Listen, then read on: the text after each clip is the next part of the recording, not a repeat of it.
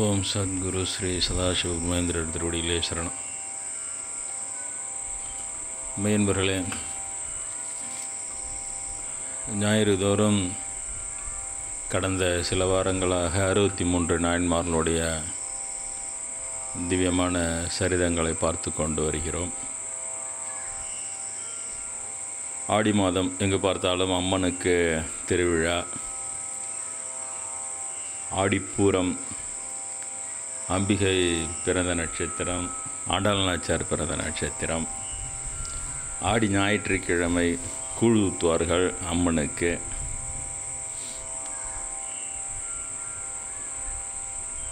அவ்வளோ விசேஷமான ஒரு மாதம் இது. சூழ்நிலையும் அற்புதமாக மழை பொழிந்து, எல்லாம் நேற்றிரவு நல்ல மழை பொழிந்து பூமி குளிர்ந்து நமக்கு வகுப்பு எடுப்பதற்காக போனால் போகிறது என்று அந்த ஓட்டை பந்தலை மனதிலே வைத்து கொண்டு சிறிது நேரம் தள்ளி போட்டிருக்கிறது.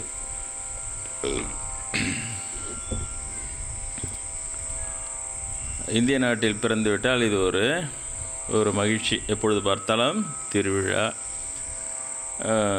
ஏதாவது ஒரு கடவுளுக்கு ஏதாவது ஒரு விசேஷமான மாதமாக அமைந்துவிடும். கார்த்திகை மாதம் வந்தால் ஐயப்பனுக்கு அப்படி வந்துவிடும். புரட்டாசி என்றால் பெருமாளுக்கு, இப்படி வந்து கொண்டே இருக்கும். அதனால் அதனால தான் இந்த வறுமை துன்பங்களை மக்கள் மறக்க முடிகிறது. இங்கே நிறைய மன அழுத்தங்களுக்கான வேலைகள் நிறைய இருக்கிறது.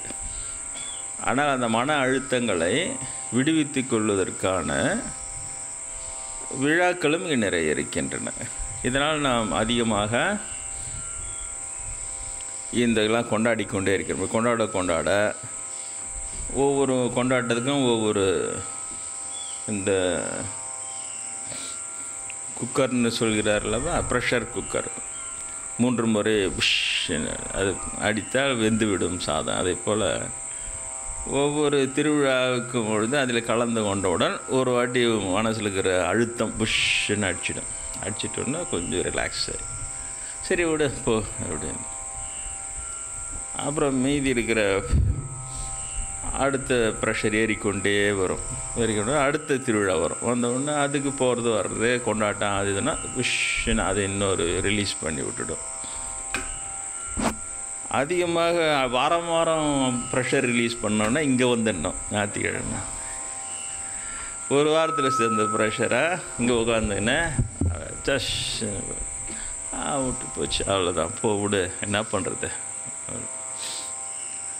அது மாதிரி ஒரு விதமான மனோ தத்துவ ரீதியாகவும் இவைகளெல்லாம் பயன்பட்டு கொண்டு இருக்கின்றன இந்த ஆன்மீக திருவிழாக்களும் மற்ற விஷயங்களும். அந்த காலத்தில் கோயில்கள் என்பது பொது நிகழ்ச்சிகளை, ஒரு திருமணம் என்றாலும் கோயிலில் தான் வைப்பாங்க அப்போல்லாம். அதனால தான் கோயிலில் மண்டபம்லாம் இருக்கிறதெல்லாம்.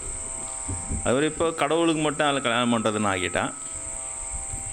ஒரு ஊர் பஞ்சாயத்து கூடனா கோயிலில் தான் கூடும். அதே போல் திருவிழாக்களும் அங்கே தான், திருமணங்கள் போன்ற வைபவங்களை அங்கு நடத்தி கொண்டு இருப்பார்கள். அந்த காலத்தில் ஒரு பொது மக்கள் கூடும் இடமாக கோயில் பயன்பட்டு கொண்டிருந்தது. சில சமயத்தில் அரசர்கள் தங்கிய இடங்களாகவும் அவை இருந்தன. கோ என்றால் அரசன் என்று பொருள், கோ இல் என்றால் அரசனுடைய வீடு, இல் என்றால் வீடு. அரசர்கள் தங்கி அந்த அவர்கள் பரிபாலனம் செய்து கொண்டு வருகின்ற இடமாகவும் கோயில் என்பது இருந்திருக்கிறது. இப்பொழுது நிறைய ஆன்மீக விளக்கங்கள், உண்மைகள் இவையெல்லாம் இருந்து ஆன்மீகம் என்பது வேறு விதமாக அவைகள் வளர்ந்து கொண்டிருக்கின்றன. இப்போ எல்லாமே ஸ்பீடு. இப்போது இந்த உலகத்தில் எல்லாமே ரொம்ப சர்வசாதாரணமாக. முன்னெல்லாம் சென்னப்பட்டினம் போகிறான், என் புள்ளாண்ட சென்னப்பட்டினம் போகிறான், இதோட எப்போ பார்ப்பணும்னு இருக்கும் இல்லையா. காரு பஸ்ஸில் ஏறினாலே அது ஒரு நாள் பூரா போனால் தான் அங்கே போய் இறங்கும். இவங்களுக்கு வசதி இல்லாத மாட்டு வண்டி கிளம்புனாங்கன்னா ஒரு வாரம் வழி நடுக்க கட்டு சோறு கட்டி எடுத்துன்னு அங்கங்கே இறங்கி சோறாக்கி தின்னு போனால் தான் சென்னப்பட்டினம் போக முடியும். இப்போ அப்படி இல்லை இல்லையா. அமெரிக்காவாக போயிட்டால் கூட அடுத்த நிமிஷம் அங்கேருந்து ஹலோ நீ ஆஸ்திரேலியா இருக்கிறான், பொண்ணு ஆஸ்திரேலியா இருக்கிறேன், பையன் சிங்கப்பூரில் இருக்கிறான், நான் வால்னூரில் இருக்கிறேன். ஹலோ ஹலோ ஹலோ ஹலோ முடிஞ்சு போச்சு. வீடியோ சேட்டிங் அப்படியே பார்த்து பேசணுன்னு தூரம் என்பது சின்னதாக போச்சு. அதெல்லாம் ஒரு பெரிய விஷயம் இல்லை. நேராக பார்க்குறதுக்கு தான் லேட்டாகும். டெய்லி 4 வாட்டி பேசிக்கினா சரியாக போகுது. நேராக பார்த்து வீடியோ சேட்டிங்கில் அதெல்லாம் ஒரு பெரிய அளவில் தெரியல. அதே போல் ஆன்மீகமும் இப்போ ரொம்ப ஸ்பீடு. ஆன்மீகத்தில் பார்த்தா நிறைய மகான்கள், தடி உழுந்த மகான்கள், தடி உழற மகான்கள், இப்படி விதவிதமாக இருக்கணும். அதான் தடி உழுந்தா சாமியார், இப்போல்லாம் தடி கூதா சாமியார் ஆகிட்டார். இப்போல்லாம் தடிக்கு உழுந்தாதான்டா சாமியார்னு ஆயிடுச்சு. யார் தடிக்கு உழுந்தானோ அவன் தான்டா சாமியாருன்னு ஆகிப்போச்சு. அப்புறம் போ தடிக்கு உழுந்தா சாமியார் போய் தடிக்கு உழுந்தாதான் சாமியார்னு. அதுக்கு என்ன பண்ணுறது? தடுக்காத சாமியாருங்க தடிக்கு உழாத சாமியாருங்களும் தானே இருக்க செய்வாங்க. அப்புறம் அவர்களுக்கு பார்த்திங்கன்னா கடவுளோட அனுகிரகமாக கடன்னு வந்து நான் சும்மா அனாவசியமாக வந்து உட்காந்து சொல்லிட்டுக்கிறேன் இல்லையா. பிள்ளையார் இப்படி பண்ணார், முருகர் இப்படி பேசினார், அவர் அதை கடனார், அருணாச்சலேஷ் இப்படி சொன்னாங்க, உண்ணாமலை இப்படி சொன்னாங்க, போவான்னாங்க, அப்படி போயினே இருக்கிறோம். சர்வசாதாரணமாகவும் நடந்துன்னு இருக்குது. ஒரு பக்கம் கடவுளுடைய விளையாட்டு என்பதை அது இவங்க அவங்கன்னு இல்லாமல் பிச்சு ஒதுருது. ஒரு ஆஞ்சநேயர் கனவுல வந்து இங்கே வந்து தங்குறார், அப்புறம் உபதேசம் பண்ணுறார், சுயம்பு ஆஞ்சநேயர் அவர்பான் வந்துடுறாரு. என்ன தான் பண்ணுறது எனக்கே புரிய மாட்டுது. நம்ம என்ன ஆக போகிறோம் சொல்லிட்டீங்கன்னா, ஒரு கடவுளாக 2 கடவுளா? அப்போ தான் நினச்சது ஆள் கிடைக்காது, எல்லா கடவுளும் ரொம்ப போர் அடிச்சு போயிடறாங்க போல்தரா. ஒருத்தங்க அடிச்சுன்னா அவங்ககிட்ட எல்லாத்தையும் போட்டு நிற்பிடுது. எவனும் கடைய மாட்டான் பொழுது இல்லையா. எல்லாமே பண்ணி மல்லு கட்டி இப்போ இழுத்துன்னு போகிறோம். அம்மனும் நேராக பேசிட்டாங்க, காளிதாசன்ட்டாங்க, அதெல்லாம் போட்டாங்க. கொண்டாடு, நவராத்திரியாக கொண்டாடு. அப்புறம் ஆஞ்சநேயர் சுயம்போ வந்துக்கிறார், அப்புறம் கொண்டாடு, அதை இதை கொண்டாடு. புத்தர் தான் காப்பாற்றினார், புத்த ஜெயந்தி கொண்டாடு. முருகர் அவ்வளோ அணுகிறோம்னார். முருகர் தான் நம்ம ஒன்றும் பெரிய விசேஷமாக இங்கே எதுவும் செய்கிறது இல்லை இல்லையா. அது இருக்குது. அதுக்கான நேரம் வந்தால் அப்படி உடம்பு இப்போவே அதை கால் நீட்டி உக்காந்துட்டேன். இவ்வளோ நாள் பார்த்த மகான்களுக்கும் இப்போ பார்க்குறமான எதுவும் வித்தியாசம். இவ்வளோ நாள் மடக்கி போட்டுன்னு உட்காந்த மகான் இப்போ கால் நீட்டி போட்டுன்னு உட்காந்து சொல்கிற மகான். 63 நாயன்மார்களுக்கு சாதி எப்படி பார்க்குறோம். அப்புறம் இன்னும் கொஞ்ச நாள் போச்சு, இது ஒன்றும் ஒர்க் அவுட் ஆகுது சாமி, நீங்கள் ரொம்ப ஒன்றும் பேசாதீங்க, சும்மா அப்படியே உட்காந்துங்க, அவ்வளோ போதும், நாங்கள் பண்ணி பாட்டு விட்டுறோம், செல்லாத்தா மாரியாத்தான்னு யார் யார் வந்து ஆடுறாங்களோ அது கடன் ஆடி இல்லையா. அப்புறம் அது எது மலையேற்றினோன்னா நீங்கள் சும்மா கையை மட்டும் ஆசீர்வாதம் பண்ணிட்டுங்க. அதனால கூட வரத்துக்கான வாய்ப்பு இருக்குது. அப்போ நான் இதெல்லாம் நிறைய கொண்டாட்டம் நிறைய வந்துடும். சரி என்ன செய்கிறது, ஒரு முருகருக்கு இது வருது, ஒரு காவடி எடுக்கலான்னுக்குறான். முதல்ல நம்மக்கிட்ட கேட்பாங்க, அதுக்கப்புறம் நம்மளாம் கேட்க மாட்டாங்க. தகவல் வரைக்கும் சொல்லிட்டாங்க, சாமி காவடி எடுக்க வரலான்னு இருக்கிறான்னாங்க, வான்ட்ட வந்துன்னுக்குறாங்க, நீ வந்து சும்மா அப்படி உக்காருன்றவாங்க, அவ்வளோதான். அதுக்கப்புறம் அதெல்லாம் சாமி கேட்டு ஒர்க் அவுட் ஆகாதுன்ட்டு அது அவங்கவுங்க முடிவு எடுத்து அற்புதமாக இருக்கும். ஆசிரமம் அல்லோல போட்டு கிடக்கும். இன்னும் ஒரே குப்பை கூலமாக இருக்க, பெருகிறதுக்கு ஆள் இருக்காது. அது க்ளீன் பண்ணி மெயின்டைன் பண்ணுறதுக்கு ஆள் இருக்காது. எல்லாம் ஓடியாடுறதும் உட்காந்தியா சோறு போட்டு சாப்பாடு போட்டு தண்ணி ஊற்றி எல்லாம் போட்டு இலையை தூக்கி அங்கே போட அந்த போட்ட இலையெல்லாம் தூக்கி க்ளீன் பண்ணுன்றதுக்கு மட்டும் ஆள் இருக்காது. அது ஒன்று தான் குறையாக இருக்கும். அதுக்கப்புறம் அது அதுக்கப்புறம் அடுத்த தலைமுறை வரும்போது அதெல்லாம் எஜுகேட்டட், நல்லா நீட்னஸ் வேணும், சுத்தமத்தமாக வச்சுக்கணும், எல்லாம் அப்படியே சொஃபஸ்டிகேட்டட் வந்துடும். அப்புறம் வேறு வழி கிடையாது இல்லையா. இப்போ தான் நம்ம ஓட்டப்பந்தல் போட்டு உடனே அது ஒரு பக்கம் ஓலை அந்த பக்கம் மூலையில் தொங்கின்னு தான் இருக்கும், காற்றுல இப்படி ஆடிக்கின்னு. அது யாரும் அதை தூக்கி வச்சு ஒரு லெவலாக ஒரு சும்மா ஒரு டேக்கா போடணும்னு கூட தோணாது அப்படின்ட்டுருவாங்க. ஒரு பாதி ஞானி ஆகிடுவாங்கல்ல. மராசந்தூர் சாமியார் வந்திருந்தார், இல்லற சாமிகள் தான். அவர் தான் எல்லாரையும் கூப்பிட்டு டோஸ் விடுவார். இங்கே சாமி தான் சம்சாரி மாதிரி இதை பண்ணியா அதை பண்ணியான்றாரு. நீங்களாம் எல்லாரும் பாதி புத்தராகிறீங்கப்பா, அப்படியே அமைதியாக போயின்னு வந்து நினைக்கிறீங்க, அது என்ன எடுத்து செய்ய மாட்டிங்களா, இது இப்படி இருக்குதுன்ட்டு நல்லா ஃபயர் விடுவார். அவர் சமாதி ஆகிட்டார். அவர் வந்தால் ரொம்ப நல்லா இருக்கும், நல்லா கரெக்டாக எல்லோரும் பிடிச்சி முடுவார். ரொம்ப நல்லா சாமிகள் வரும். அதுபோல் இன்றைக்கி மூர்த்தி நாயனார்ன்றவருடைய சரித்திரத்தை பார்க்க போகிறோம்.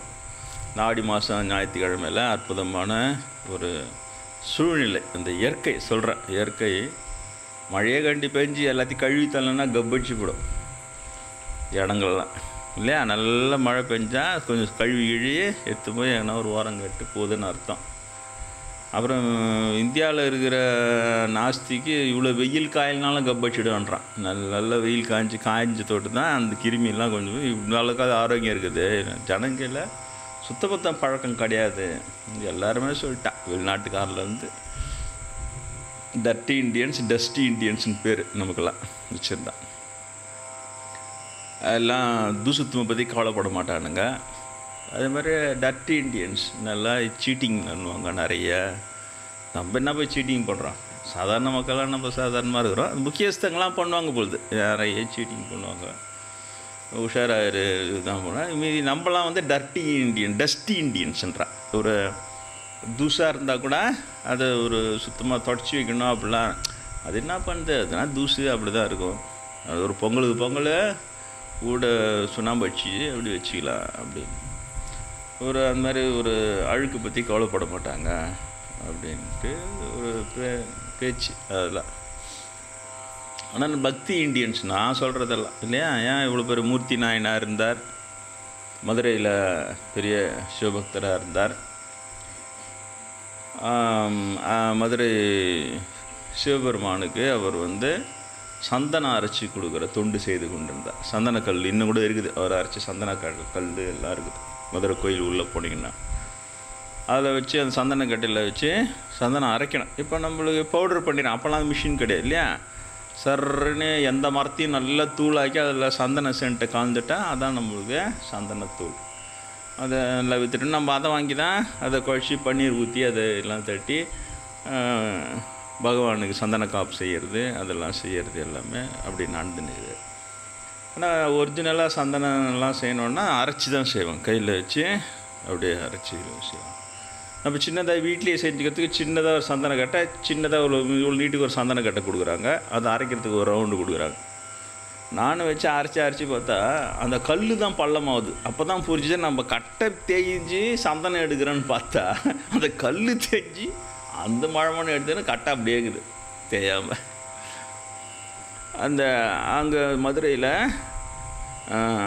இறைவனுக்கு ஆளவாயாண்டல்னு பேர். சோமசுந்தர கடவுள் ரொம்ப சக்தி வாய்ந்த, எல்லா சிவனும் சக்தி வாய்ந்தவர் தான். சில இடத்துல விசேஷித்து இருப்பாங்க, வேறு ஒன்றும் கிடையாது. அங்கே நிறைய பக்தர்கள் உருவாவாங்க, அவங்கள நல்லா கவனிச்சுப்பாங்க. அப்போ அந்த இடத்துல இறைவன் விசேஷமாக விளையாடுவான்.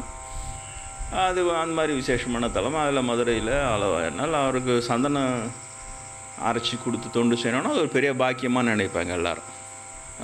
சந்தனத்துக்கு நல்லா அரைச்சி வச்சு தினம் அவ்வளோ சந்தனம் அது கொடுத்தோன்னா அதை எடுத்து அந்த சந்தன காப்பு பண்ணி இப்படி தினமும் சந்தனம் அரைத்து கொடுத்து அவர் வந்து அந்த தொண்டை செய்து கொண்டு வருகிறார். மூர்த்தியார், நான் பிராமின். அவர் அவ்வளோ தெரிஞ்சால் போதும். நான் பிராமின்ல ஒரு செட்டியாரா வேளாளரா அதெல்லாம் அப்புறம் பார்த்துக்கலாம். அவர் அப்படி செய்து கொண்டு இருக்கும்போது என்ன ஆயிடுச்சு, கர்நாடக மன்னன், கர்நாடக இருக்கு இல்லையா, இப்போ அந்த கர்நாடக தேசத்தை சேர்ந்த மன்னனுக்கும் மதுரை பாண்டிய மன்னனுக்கும் சண்டை வருது, யுத்தம். வந்தோடனே பாண்டிய மன்னன் தோற்று போயிட்டு அவன் ஆட்சியை பிடிச்சிடுறான். கர்நாடக மன்னன் வந்து மதுரையினுடைய பாண்டிய மன்னனுடைய ஆட்சியை பிடிச்சிட்டு ஆட்சி கைமாறின உடனே அவன் வந்து சமண மதத்தை சேர்ந்தவன். கர்நாடக மதம் அப்போல்லாம் எல்லாமே கலந்துருந்தது. சமணங்கிறது ஜைன மதம், ஜைன மதம் சமமாக இருந்தது, புத்த மதம் சமமாக இருந்தது, இந்து மதம் ரொம்ப கொஞ்சமாக தான் இருந்தது அப்போல்லாம். இதெல்லாம் தேஞ்சு போச்சு, எல்லோரும் போயிட்டான். அதுக்கு கை விட்டுட்டு இந்து மதத்தை கை விட்டு எல்லாம் சமண மதத்துக்கு போயிட்டான். எல்லாம் போனான். ஒரு 1000 ஆண்டுகள் இருந்துச்சு, கொஞ்ச நாள் இல்லை, கிட்டத்தட்ட ஒரு 1000 ஆண்டுகளுக்கு இந்து மதம் வந்து தேஞ்சு அழிகின்ற நிலை. அந்த 6ஆம் நூற்றாண்டில் இதெல்லாம் அழிவதற்கான நிலை. பெருசாக யாரும் இருக்க மாட்டான். இப்போ எப்படி சமண மதம், இப்போ ஜெயின மதம் சேட்ஜிங்க இருக்கிறாங்க, சேட்ஜிங் கோயிலாக எங்கே பார்த்தாலும் கிடக்குது. அந்த கும்பலாக நிறைய பேர் இருக்கிறாங்க. இங்கே இல்லவே இல்லை, அவங்க கொஞ்சமாக இருக்கிறாங்க. எங்கேயாவது ஒரு இடத்துல தான் சரி, இந்து கோயில் தான் நிறைய இருக்குது, இவங்க தான் நிறைய பேர். அதே போல் இந்து மதம் அப்படி இருந்தது அந்த காலத்தில், கொஞ்சமாக தான் இருப்பான் இந்து மதத்தில். மீதி பேரெல்லாம் சமண மதத்துக்கு போயிட்டான், புத்த மதத்துக்கு போயிட்டான். அவர் 1000 வருஷம் அப்படி இருந்தது. அதுக்கு ரொம்ப ஆதரவு கிடையாது, இந்து மதத்துக்கு ஆதரவுலாம் இல்லை. அப்போ கர்நாடகா அவன் சமண மதம் தான் பாண்டிய மன்னச்சு வச்சு தெத்திட்டான். அவன் தெத்திட்டானா கொண்டுட்டானா, ஏன்னா வாரிசு கிடையாது. அதுக்கப்புறம் அவன் ஆட்சியை பிடிச்சிட்டான். அவன் பிடிச்சோன்னு பார்த்தா மதுரையில் இவ்வளோ பெரிய கோயில், இந்து கோயில். இப்போது இங்கே இடிக்கிறாங்க இல்லையா, இலங்கையில் இருக்கிற முக்கியமான இந்து கோயிலெல்லாம் இடிக்கிறாங்கன்ட்டுலாம் சொல்கிறாங்க. முக்கியமான கதிர்காமம் அந்த மாதிரி மட்டும் வச்சுக்கிறாங்க பொழுது, என்னன்னு தெரியல. அதே போல் அந்த இந்து கோயில்களை சமண மதம் போது அவன் வந்து அந்த கோயிலை அவ்வளோ சீக்கிரமாக போய் டமடமாக இடிச்சிட முடியாது. இடிச்சு ஜனங்க உடனே ஒன்று திரண்டி போராடம் நிறைய இருக்குது. அதனால் சூழ்ச்சியில் அழிக்கிறது. மெது சமந்திரான இருந்தப்போ கூட எழுதின பாட்டு இருக்கு இல்லையா, வேதங்கள் அப்படியே 1,00,000 பாடலாக தமிழ் எழுதியாச்சு. அது ஜெயிச்சும் போச்சு. அப்புறம் அதை எப்படி அழிக்கிறது, என்கிட்ட கொடு அப்படின்னு வாங்கி ஒரு அறையில் போட்டு பூட்டிட்டாங்க. பூட்டிட்டு அது திரும்ப சம்பந்தரே வந்து கேட்டால் தான் கொடுக்கணுன்ட்டாங்க. 100 வருஷம் ராஜராஜ சோழன் வர வரைக்கும் 100 வருஷத்தில் அதுக்குள்ளே 100 வருஷம் போட்டு ஒரு அறையில் போட்டுனா ஓலைச்சுவடின்னா ஆகும். நம்ம பண ஓலை கொட்டா போட்டு வச்சுக்கிறோம். 5 வருஷம் தாங்குதா 10 வருஷம் தாங்குதா, அதுக்குள்ளே பொல கொட்டிடுது இல்லை. அது பணம் ஓலைச்சுவடி, அது செல்லுலாம் அரிச்சு போய் ராஜராஜ சோழன் வந்துட்டு ட்ரிக்ஸு பண்ணி அந்த அவங்க உருவ சிலையை செஞ்சு பல்லக்கில் எடுத்து வந்து அவங்களே வந்துக்கிறாங்க கொடுன்னு வேறு வழி இல்லாமல் மன்னன் கேரனை கொடுத்தா. அதில் தப்பிச்சது 4300 பாட்டு தான். 1,00,000 பாட்டு எங்கே, 4300 எங்கே. அதுக்குள்ளே அவங்கள சேஃப்டி பண்ணுறதுக்காக கடைசியில் அதை குறிப்பு எழுதிட்டான். உடனே அவர்கள் ஆசிரியர் சொல்லிச்சான், இந்த காலத்துக்கு ஏற்றது வரைக்கும் இருந்துச்சு, அந்த பழைய காலத்துக்கு அதெல்லாம் அழிஞ்சு போச்சுன்னுச்சான். 100 வருஷம் கேப்பில் அதுன்னா பழைய காலமாக இருந்தால் அழிஞ்சு போய் அவனை எப்படி சேஃப்டி பண்ணிக்கிறானு பாரு. அவனுக்கு செய்கிற தப்பை அழகாக அதுக்கு ஒரு இது வச்சு டக்குன்னு அந்த இடத்துல ஒரு ஏன் அந்த ஆசிரியர் ராஜராஜ சோழன் வந்து கேட்கும்போது ராஜராஜ சோழன் கேட்குறான் கொடுன்னு சொல்லிடக்கூடாதா.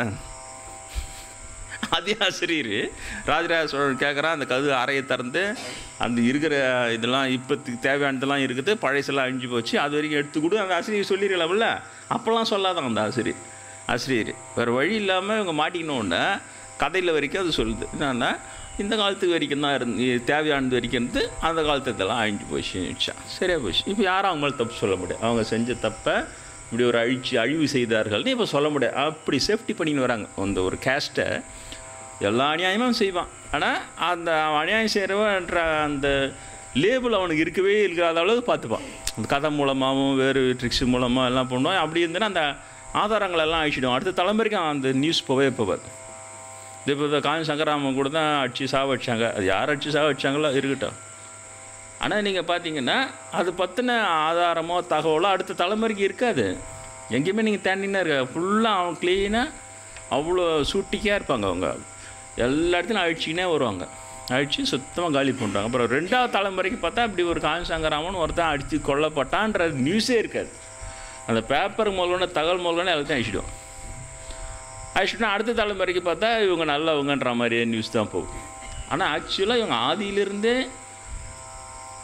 தொல்லை கொடுக்குறவங்க தான். நான் பிராமணிக்கு தொல்லை கொடுக்குறவங்க இவங்க. தாடகை முதல் கொண்டு ராமர் வந்து வதம் இங்கே தான் இருக்குன்றாங்க. ராமாயணம் தாடகை வதம்லாம் இந்த பக்கம்தான், தமிழ்நாட்டு பக்கம்தான் நடந்ததை அதுக்கான இடம்லாம் சொல்கிறாங்க. விஸ்வாமித்திரர் கேம்ப் பண்ணியிருந்தது அந்த இடத்துல தான். தாடகையெல்லாம் வந்தோன்னா ராமர்லாம் கூப்பிட்டு வந்து ஒரு அழிச்சிட்டு அவங்களாம் பிராமினை தொட்டு பிரம்மகத்தி தோஷம் வந்துடும்னுட்டு அவர் பிரம்மகத்தி தோஷம் போகிறதுக்காக விஸ்வாமித்திரர் பூஜை பண்ண இடமும் இருக்குது. அப்போ அதிலே காட்டி கொடுத்துச்சு அவங்களாம் பிராமின்ட்டு. இது இருக்குது எல்லாமே. அந்த வாதாபியும் அவனுடைய சகோதரனும் அகத்தியரை கொள்றது பண்ண அப்புறம் அகத்தியர் அவங்கள சம்மாரம் பண்ணுறோன்னா அவரு பூஜை பண்ணுறாரு. ஆனால் பிரம்மகத்தி தோஷம், ஏன்னா அவங்க பிராமினுங்க. அவனுக்கு எல்லாமே ஆதி காலத்துலேருந்து ராவணனை வதம் பண்ணிட்டு ராமர் வந்து ராமேஸ்வரத்தில் பிரம்மகத்தி தோஷம் போனோம், ஏன்னா அவன் பிராமின். ஆதியிலேருந்தே இவங்களுக்கு இந்த மாதிரியானவங்க தான் இவங்க என்ன பண்ணுறாங்க. அதுக்கப்புறம் சைக்காலஜிக்கலாக அதை டேக்கிள் பண்ணுறாங்க. அது ஒரு அந்த நெகட்டிவ் எல்லாம் அழிச்சிடுறது. அவங்கள பற்றின குறிப்பு இது முக்கியமானது. இதை அழிக்க முடியல. அகத்தியர் கஷ்டம் கூட சம்மந்தப்பட்டு போச்சு, ராமர் கூட சம்மந்தப்பட்டு போச்சு, விஸ்வாமித்திரோட சம்மந்தப்பட்டு போச்சு. இது மட்டும்தான் அங்கே இருக்கும். அப்போ மீதி இவங்களே எப்படின்னா இப்போ சாதாரண இவங்கெல்லாம் எப்படி இருந்திருப்பானுங்க. அவனுக்கு பண்ணுற அட்டுவித்தெல்லாம் அந்த தகவல்லாம் அழிச்சின்னே வந்துடுது. ஒரு ஃபேக் இமேஜ் ஏற்படுத்திக்கிறது. இவங்க ரொம்ப வசதியானவங்க, இவங்க ரொம்ப நல்லா ஜென்ற மாதிரி. இப்போ ப்ராக்டிக்கலாக அப்படி வாழ்ந்துட்டாலும் பரவாயில்ல, விட்டு போகலாம். சரி, ஏதோ ஒரு காலத்தில் இருந்தாங்க, இப்போ எல்லாம் நல்லவங்களாம் வாழறாங்கன்னா, இப்போ நடந்தது தானே சங்கராமன் கொலையை இல்லையா? கண் கூட நடந்துன்னு இருக்கிறது. இவன் இப்படி தான் இருக்கிறாங்க. சொல்ல வர சைக்காலஜி மனோதத்துவ ரீதியாக இப்படி ஒன்று இருக்குது. அதனால் உனக்கு என்னன்னா என்ன தானே ஏமாத்துறான்? என் சம்மந்தமான ஜனங்களை நான் பிராமின் இல்லையா, அவங்களெல்லாம் ஏமாந்தியே வாழறாங்களே தலைமுறை. இது எப்படி எவ்வளோ நாள் இப்படியே போகிறது? எங்கே ஒருத்தவங்க விழிப்பு ஏற்படுத்தணும்ல, உஷாராக இருங்க, ஜாகிரதையாக இருங்கன்னா தானே மேற்கொண்டு எது எழுதினாலும் அவன்கிட்ட எடுத்து 1,00,000 பாடக சாதாரணமாக பாடியிருப்பார். அதை 3 வயசில் அம்பிகள் ஞானப்பால் குடிச்சு அவரே பிராமின்ட்டான் தகார்னு. அப்பவும் மாட்டிக்கிச்சு. ஆதிசங்கர் எழுதின ஒரு வரியில் மாட்டிக்கிச்சு. இப்போ ஆதிசங்கர் அம்பிகை ஞானப்பால் குடித்த திராவிட சிசுன்னு எழுதிட்டார். சமஸ்கிருத பாட்டில் சமுந்தரை பற்றி சொல்லுவோம், திராவிட சிசுன்னு எழுதிட்டார். திராவிடன்னா நான் பிராமி. இப்போ மாட்டிக்கிச்சு. இப்போ அது ஒன்றும் செய்ய முடியாதுக்கிறான். எங்கன்னா ஒரு இடத்துல ஒரு உண்மை இந்த இடத்துல வெளிப்பட்டுடுது. இப்போ சொல்கிற சமந்தரம் தான் நான் பிராமின். அவங்க சிவபெருமானை பூஜை செய்து கொண்டு வந்த தமிழ் சிவாகம அந்தணர்கள் வேறு, அவங்க பிராமின் வேறு, திராவிட அந்தணர்கள். இப்போ எல்லாம் கொண்டு வராங்க இவங்க. அதுக்கு ஒரு தனியாக ஒரு குரூப்பு முயற்சி செய்து இந்த உண்மைகளை கொஞ்சம் கொஞ்சம் தான் வெளிப்படுத்த முடியுதுன்றாங்க. பெரிய மடாதிபதிகள்லாம் வேஸ்ட்டுன்றாங்க. பெரிய மடாதிபதிலாம் அவங்களுக்கு சொத்து சுதந்திரம் காப்பாற்றுறதுக்காக அந்த பெரிய இடத்துல ப்ரெஷர் கொடுத்தோன்னா அவங்களுக்கு அவங்க பணிஞ்சு போயிடணுமா. அதனால் ஒருத்தர் சொன்னார், அந்த பழைய ஓலைச்சுவடியெல்லாம் முஸ்லீம்கிட்ட காப்பாற்றுறதுக்கு பதிலாக இவங்க ஆரிய பிராமணர்கள் காப்பாற்ற தான் பெரிய விஷயமாக தான் இன்றைக்கி. ஏன்னா அந்த சீக்ரெட் தெரிஞ்சுக்கின்னு ஏதோ ஒரு புஸ்தகம் சொன்னாங்க, சிவஞான சித்தியார் ஏதோ ஒன்று சொன்னாங்க. அந்த மூல ஓலைச்சுவடி அவ்வளோ இருந்து தான் அதை திரும்ப எழுதி அந்த ஓலைச்சுவடியில் இருக்கிறதெல்லாம் பொறுமையாக எடுத்து எழுதி அதை புஸ்தகமாக வெளியிடும் பொழுது இவங்க தான் வெயிட்டாக இருக்கிறாங்கல்ல மடாதிபதிங்க, இவங்க ஒன்றா அது கண்டு வெளியில் வரப்போகுதுன்றது நியூஸ் அவங்கக்கிட்ட போயிட்டு உடனே இது வெளியில் வரப்போகுது. அப்போ வந்தால் தமிழுக்கு ஏற்றம் வந்து போகுது. அதனால் இது ஏதோ ஒரு சமஸ்கிருதத்தை சொல்லி அதிலேருந்து மொழிபெயர்ப்புன்னு சொல்லு, புரியுதா? மூல நூலுன்றதுக்கும் மொழிபெயர்ப்பு நூலுக்கும் வித்தியாசங்குது. மூல நூல்ன்றது அவங்களே ஒரிஜினலாக எழுதுறது, அதை மொழிபெயர்ப்புன்றது வேறு. இவங்க எல்லாமே சமஸ்கிருதம் தான் வந்ததுன்ற இருக்கிறது அதை எஸ்டாப்ளிஷ் பண்ணணுன்ற தொட்டு இந்த மூல நூலையே அது வழி நூல்னு பேர். அங்கேருந்து அதை பார்த்து எழுதுறது, அதுக்கு எழுதின வழி நூல். மூல நூல் சமஸ்கிருதம் தான், அதுக்கு எழுதப்பட்ட தமிழில் எழுதப்பட்ட வழி நூல்னு சொல்லிட்டு ப்ரெஷர் கொடுத்து அவங்க இதே தான். இவங்கெல்லாம் சின்ன மடாதிபதிகள் தானே, ஃபுல்லாக வெயிட்டாக அவங்கள எங்கே லாக் பண்ணணும்னு தெரியும், எங்கே நெருக்கடி கொடுத்தா உழுந்துருவாங்கன்னு தெரியும். அதுதான் அந்த காசு பணத்தில் இருக்கிற பலகீனா தான்.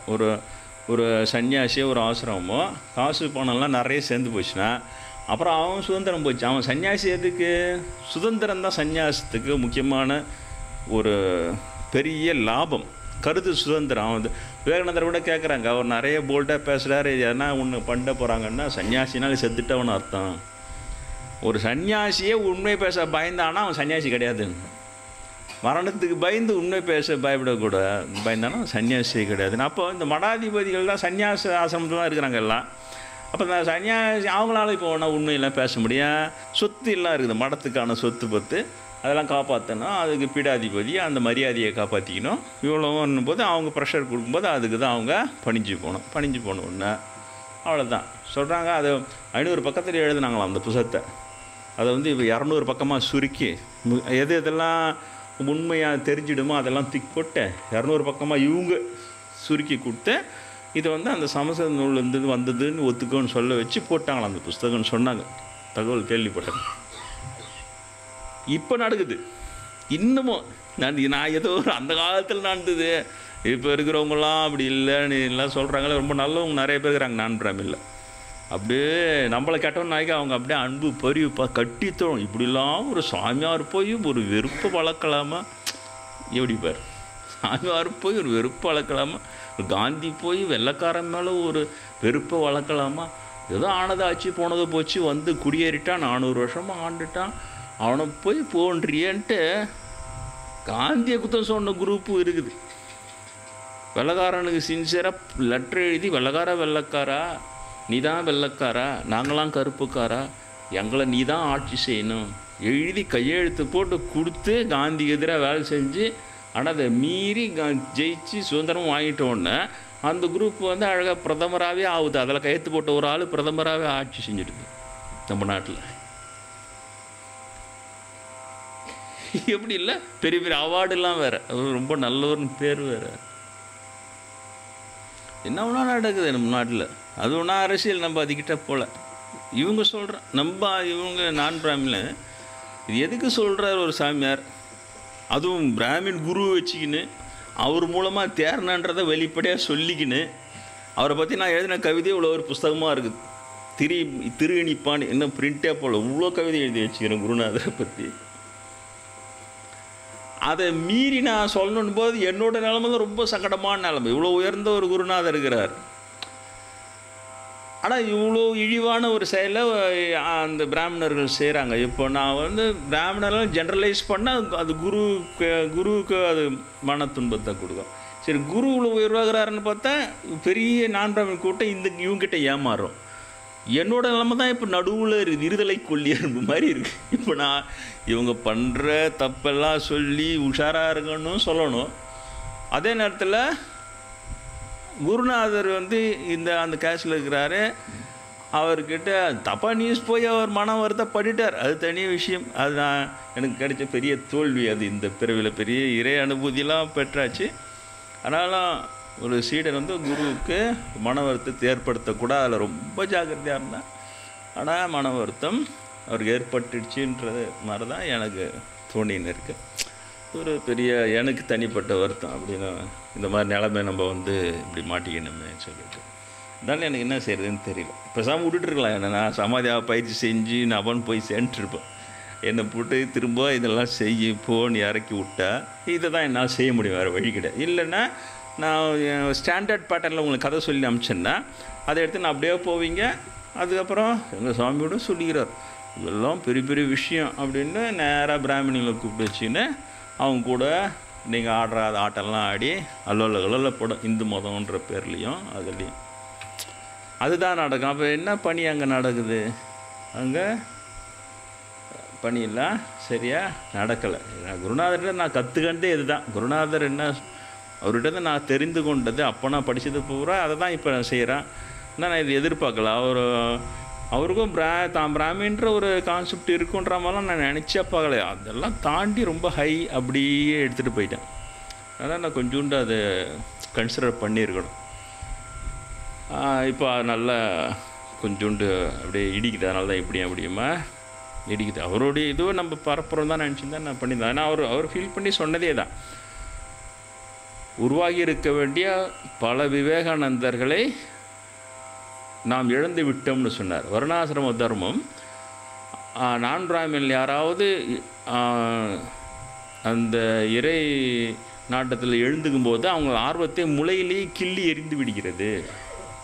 அதனால் அங்கேயே அழிக்கப்பட்டு விடுகிறான். அவன் ஆரம்பத்தில் அழிக்கப்பட்டிட தொட்டு பல 100 விவேகானந்தர் நாம் எழுந்து விட்டோம்னு சொல்கிறார். பல 100 விவேகானந்தர்களை போல் 100 விவேகானந்தருக்கு மேலே வந்திருப்பாங்க நம்ம நாட்டில். வர்ணாசிரம தர்மம் ஏன்னா என்ன அப்படி தான் ஆகிப்போச்சு. ஏன்னா இல்லை நானும் அதே மாதிரி இதெல்லாம் கைவிட்டு இலங்கை போய் நம்ம சத்திரியன்ற முறையில் சண்டை போனோன்னே போயிட்டேன். முடிவே எடுத்துட்டேன், படிப்பெல்லாம் விட்டுட்டு போனோம்.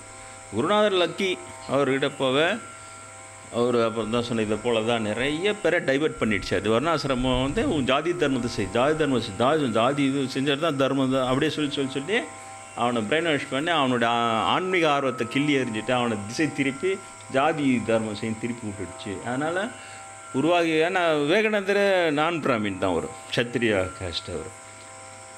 அதே போல் நான் பிராமில் எவ்வளோ விவேகானந்தர் உருவாகி இருக்கலாம் இந்நேரம். இதெல்லாம் நான் சாமிகள் சொல்ல எனக்கு அது பதிஞ்சு போச்சு. அந்த காலத்தில் நான் பாடம் கேட்டுன்னு இருக்க.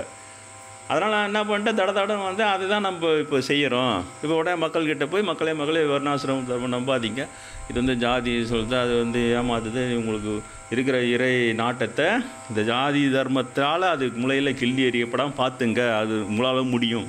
பக்தி செய்து என்ன இல்லறமோ துறவியோ அது தனி விஷயம். ஏன்னா நிறைய பேர் இல்லறத்துல தான் போயிருக்கிறாங்க நாயன்மார்கள் எல்லாம். அதனால் நான் கடை அதை செய்கிறதா நினச்சின்னு இதெல்லாம் செய்ய போய் அப்புறம் பிராமின் வந்து என்கிட்ட கிளாஷ் பண்ணோன்னு அவங்க செய்கிற தப்பை செய்ய போய் கொஞ்சம் ஆகிப்போச்சு. நூடுல்ஸ் சிக்கல் மாதிரி ஆகிப்போச்சு. இருந்தாலும் என்ன செய்யுது, இப்போ அப்படியே இழுத்துக்கின்னு போயின்னு இருக்கிறோம். சரி, இது ஸ்டார்ட் பண்ணிட்டோம், மெதுவாக கொண்டு போய் எங்கே முடிக்க முடியுமோ முடிஞ்ச வரைக்கும் பிரச்சனை எல்லாம் முடிச்சிடலாம் இதை. ஆனால் உண்மை இதுதான் இந்த இவர்கள் செய்கிற இது. அதில் நான் இன்ட்ரெஸ்ட் சொல்லவே இறைவனை எனக்கு நிறைய இந்த மாதிரி யார் மூலமான அந்த தகவல் அனுப்பிச்சினே யாருனாலும் சொல்லிக்கினே இருக்கிறேன். இப்படி பண்ணுறாங்க, இப்போவும் இந்த மாதிரி பண்ணாங்க. மூல நூலை போய் சமஸ்கிருதத்தின் வழிநூல்னு சொல்லி அந்த மடத்துக்கு ப்ரெஷர் கொடுத்து அவங்கள ஒத்துக்க வச்சு ஒரு 500 பக்கம் புத்தகத்தை 200 பக்கமாக போட வச்சுக்கிட்டு இருக்கிறாங்க. இப்போ பின்னால் வர ஜென்ரேஷனுக்கு அதை படிக்கும்போது ஓஹோ இது சமஸ்கிருதம் தான் நூல்லேருந்து இதனுடைய மொழியாகம் பண்ணிடுறாங்கன்னு தெரியுமே தவிர தமிழ்லேயே உருவான முதல் நூல்னு அவனுக்கு தெரியாது. இப்போ பண்ணிக்கிறாங்க சமீபத்தில். என்ன செய்கிறது? அப்புறம் ஃபேஸ்புக்கில் யாரோ ஒருத்தர் போட்டிருந்தார், இப்போது ஏதோ நிரூபணமாக இருக்குது, இப்போ தான் முதல்ல சிவஞான சித்தியார் என்பது தமிழிலே உருவாகிய மூல நூல் என்று ஏதோ கோர்ட்டில் நிரூபிச்சுக்கிறாங்களோ என்னான்னு தெரியல. எது லைட்டாக பார்த்தேன், அதை பற்றி முழு விவரம் தெரியல. ஆனால் இந்த சிக்கல் அப்போ என்ன, நீ சிவஞான சித்தியாரை பற்றி உங்களுக்கும் தெரியாது எனக்கும் தெரியாது. இப்போ ஏன்னா எதனா ஒன்று வந்ததுன்னா அதை சிக்கல் பண்ணுறதுக்கு இவங்க வந்துடுறாங்க. வந்தோடனே அந்த சிக்கல் தான் நம்ம பேசுகிறோம். இப்படி சிக்கலாம், மூல நூலாம் வழி நூலாம் கேஸ் போட்டுறாங்களா, அப்படியா குறைச்சிட்டாங்களாம், போனாங்களாம், வந்தாலும் கச்சன்னு இருக்குமே தவிர அந்த நூலை நம்ம விவாதிக்கவே முடியாது. அந்த நூல் என்னன்னு தெரிஞ்சுக்கணும்னு உங்களுக்கு ஆர்வம் வராது, எனக்கு சொல்லணும்னு ஆர்வம் வராது. ஏன்னா இந்த பிரச்சனை பெரிய பிரச்சனையாக போயிடும். இதை தான் இவங்க செய்கிறாங்க. அந்த நான் பிராமின் கேஸ்டில் இருந்தோ சமஸ்கிருதம் இல்லாத வேறு மொழியிலேருந்து ஏதாவது ஒன்று கிளம்பிச்சுன்னா அதை உடனே ஒரு சிக்கல் வேணுன்ட்டு ஏற்படுத்துகிறாங்க. அதை போட்டு நல்லா நாஸ்தி பண்ணி விட்டுறாங்க. பண்ணிட்ட உடனே இவனுக்கு அந்த சிக்கலை ஏற்று போராடுறதுக்கே டைம் சரியாக இருக்கும். அதுக்கே இவனுக்கு எனர்ஜி எல்லாம் செலவாயிடும். இதுதான் அவங்க வெற்றி. அவங்க அதில் ஜெயிக்கிறாங்களோ தோக்குறாங்களா, அது எவ்வளோ நாள் அவனை அந்த சிக்கலில் போட்டு உழட்டிக்கினே இருக்கிறாங்களோ அவ்வளோ காலம் இவங்களுக்கு லாபம்.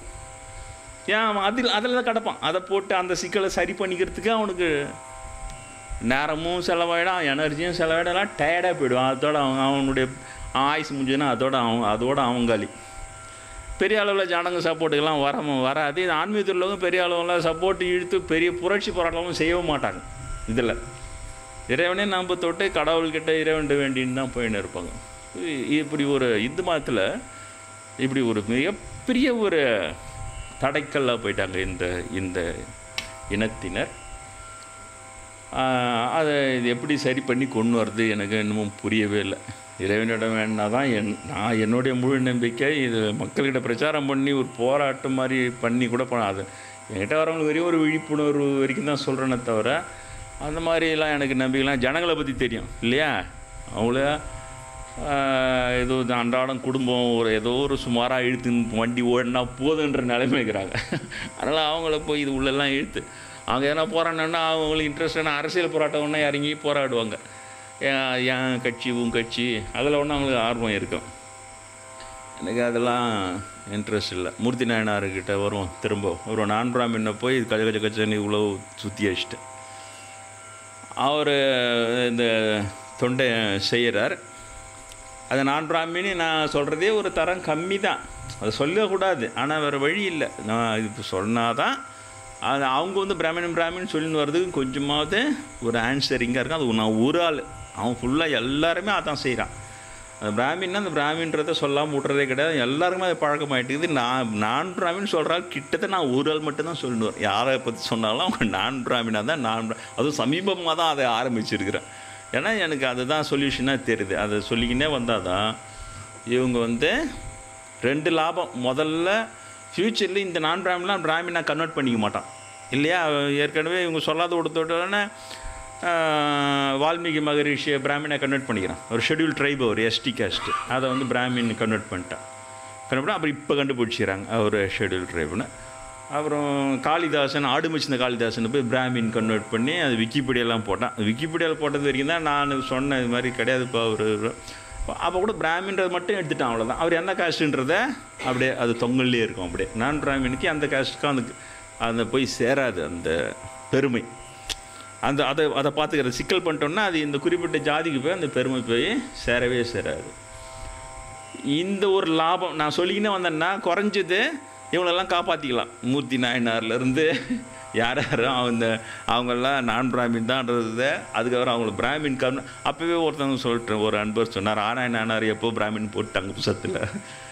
இல்லையா? அதையும் சொல்லிட்டு போன வகுப்புலையே சேக்கிழார் ஆயர் குல துதைத்தன்றாரு. குருநாதர் நான் தான் அர்ஜுன நாராயணராக இருந்தேன் அப்போ, இப்போ பிராமினாகிறேன், என்னோடய ஒரிஜினல் கேஷ் இது, அதனால் அவ்வளோ கேஷ்லாம் இல்லைன்றதுக்கு ஆதாரமே அதை தான் வைக்கிறாரு. ஆனால் புத்தகத்தில் அவர் பிராமின் உயிர்கள் மேலகிற அன்பினால் அவர் மாடு மேய்ச்சாராம். போட்டேன்னா அப்போ நான் இப்போ நான் சொல்கிறதுக்கு காரணம் புரியுதா? இப்போ நான் பிராமின் எல்லா இடத்துலையும் அச்சடிச்சுக்கினே வந்தால் தான் குறைஞ்சது இப்போ இருக்கிற பிராமின் அடியாரில் ஃப்யூச்சரில் தப்பிச்சுடுவாங்க. ஏன்னா மீதி பிராமின் விழிப்புணர்வே கிடையாது, எல்லாம் ஜம்முனுங்கிறாங்க. அப்படியே ஒரு கேள்வி கேட்குறது, நம்ம இந்து மதத்தின் சிறப்பு சனாதன தர்மம், நம்முடைய மதத்தில் ஆதி காலத்தில் இருந்தால் அப்படி ஆகும் இப்படி ஆகும், உங்களுக்கு ஒரே குஷியாகிடுச்சியா அப்படின்னு சொல்லிட்டு இது கிட்டலாம் போகிறதுக்கே விடுறதே கிடையாது. கிட்டே போனால் தானே நாத்தம் தெரியறதுக்கு, இதை கிட்டே போகிறதுக்கே உனக்கு அனுமதி கிடையாது. அதனால் இது நான் என்னால் முடிந்தது இதை செஞ்சுன்னு வரேன். இந்த பிராமின் அப்படிங்கிற அந்த ஸ்டாம்பை வச்சா குறைஞ்சது இவன் கன்வெர்ட் பண்ணிக்க மாட்டான் இவங்கள. அடுத்தது இந்த ஒரு மாயை தோற்றம் ஏற்பட்டு இருக்குது இல்லையா? நான் இப்போ சொன்னேன் இல்லையா, விவேகானந்தர் ஸ்கூலில் வேலை செஞ்சுருந்தார் ஆரம்பம். அவரே விவேகானந்தர் பிராமணன் பிராமணன் கிட்ட பிராமின் சுவாமின்றார்.